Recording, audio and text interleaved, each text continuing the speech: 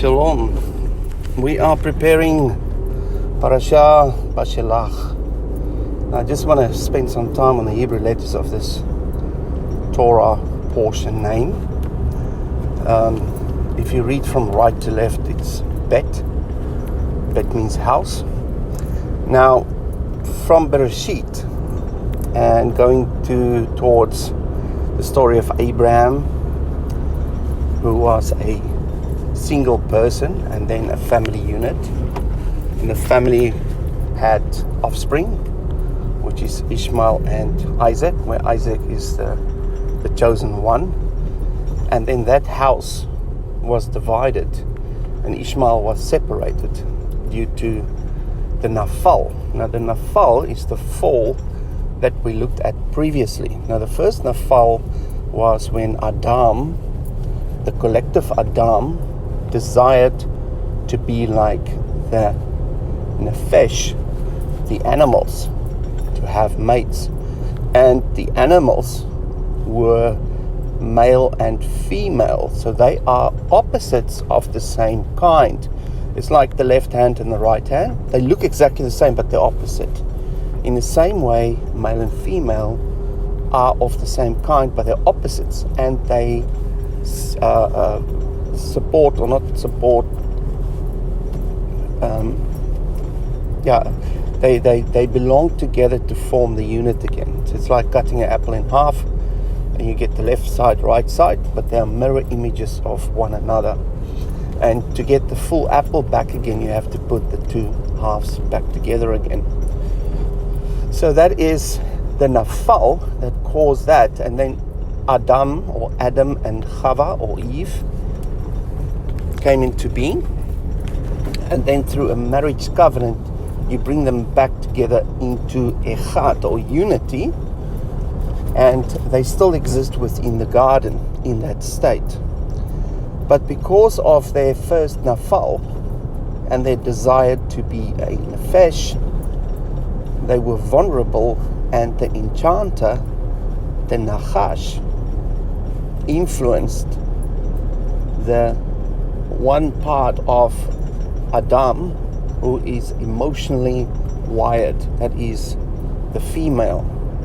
So male is logic, they make decisions black and white. Female is emotions, they connect all the logic together to make it one. And also, whenever you want to remember something, you need a fact mixed with an emotion, and then you'll remember it forever.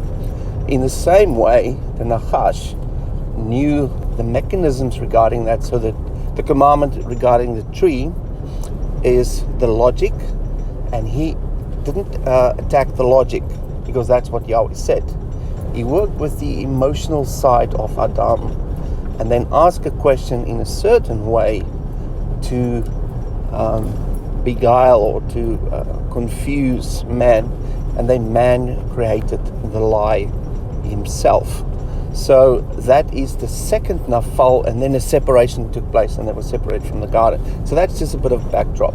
So now we had Sarah and Abraham. After he received the message, they were weakened, and then Sarah, yet again the emotional one, suggested to take the slave woman as a wife to make the prophecy come true. And that caused another Nafal, and then Ishmael came into being. And so on, the whole story is one fall on top of another fall on top of another fall. And in order to rectify this separation process, so it's like an apple, you cut it in half, then you cut it in quarters, and then you cut it in eighths. So the division just gets more and more and more. It gets more complex and complicated of all the separation of the things that are not of Yahweh. That's why there's separation. And as we've also discussed in Bereshit, separation is part of the creation process. And separation is also seen as judgment. But the positive side of judgment is separation of something that does not belong, and then reunifying the pieces that are from Yahweh and make them echad outside of the things that's been separated, and they will be on the outside. So we read about that in Revelation as well. The final separation that will take place, those inside the city, those on the outside. So the household, the letter Bet, is the place where the unification work happens. Now, in the house, you have the figure of the father, you have the figure of a mother, and then because of the father and the mother, there's offspring as a result of the seed. Now, in relation to the word of Yahweh, his word is the seed. The father is the origin or originator of the words that's been spoken through the medium of Mashiach, which is the living word, living Torah, and later on through the spirit of Mashiach, which is the Holy Spirit, and the two are one, confirmed in the feast called Shavuot. That's our confirmation that the two are one and the same thing. So those words become the seed that penetrates the woman. Now, the woman is also another word for the bride, is another word for the priesthood, it's another word for the army of Yahweh. So there's a different view of the people inside the household regarding their function. That's why they can be more than one thing in different situations. So the bride is the one that's got the potential to become pregnant. The mother is the one who became pregnant and who bear new children. And that's where the house needs to exist in order for that to happen.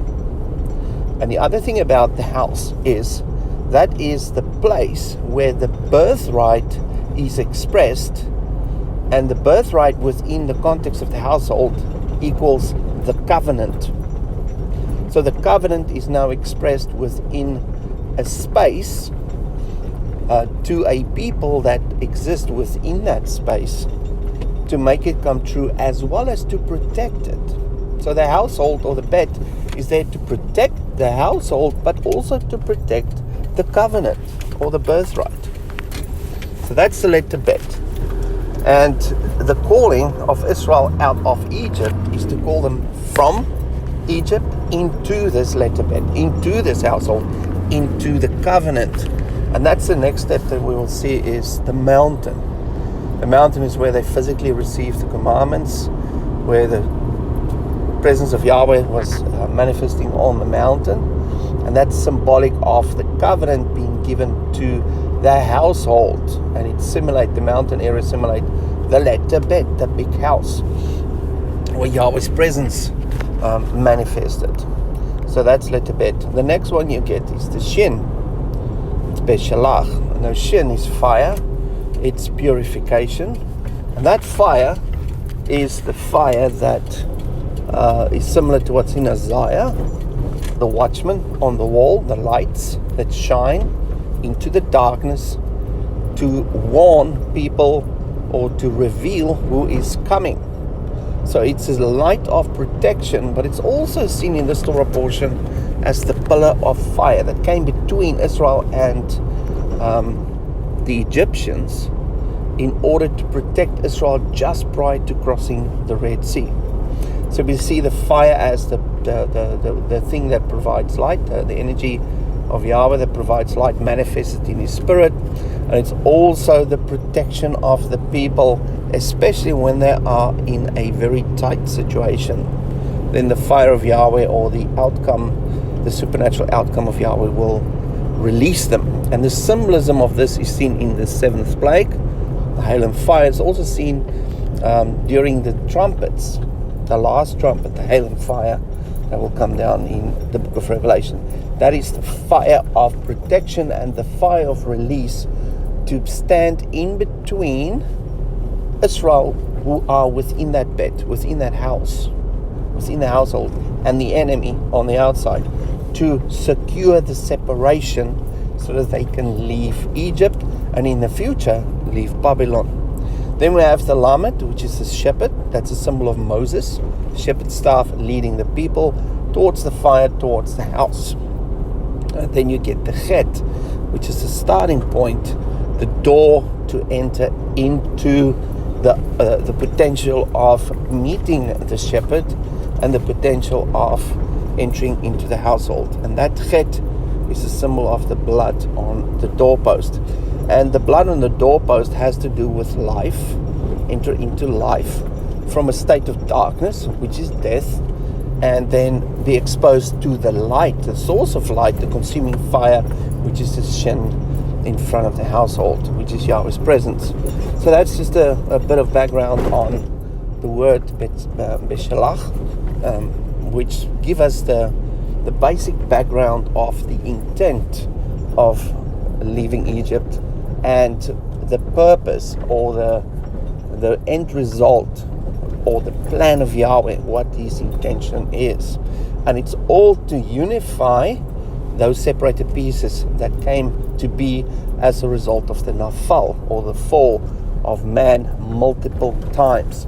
Now we are in the history at the end of the time period prior to the 7th millennium, and we are going to cross that Jordan, which is associated with this time of the Shin and the fire and the water, which is hail and fire, the symbolism of water and fire, the presence of Yahweh overlapping with the physical. And imagine how many falls of man came to be in 6,000 years.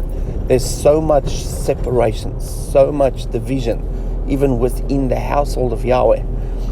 Just Christianity, over 40,000 different denominations. There are so many Jewish sects of religion, the Karaites, the Pharisees, the Orthodox Jews. There's multiple other ones, and it's all due to Nafal. It's all due to separation and the influence of outside enchantments from the Nachash that caused the Nafal, that caused the separation. So Yahweh is in the process of restoration. That's the basic idea of the work of Mashiach, as symbolized through the 7 festivals, or the Moedim, which is the membrane that separates the physical and the spiritual, as I mentioned yesterday.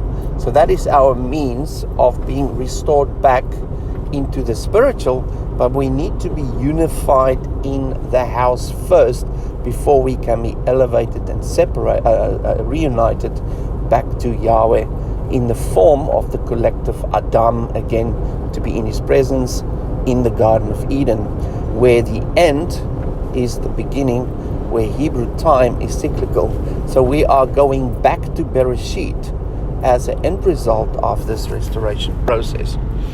So that's all I want to leave with you. I hope you have a lovely day, and I will speak to you soon. Shalom.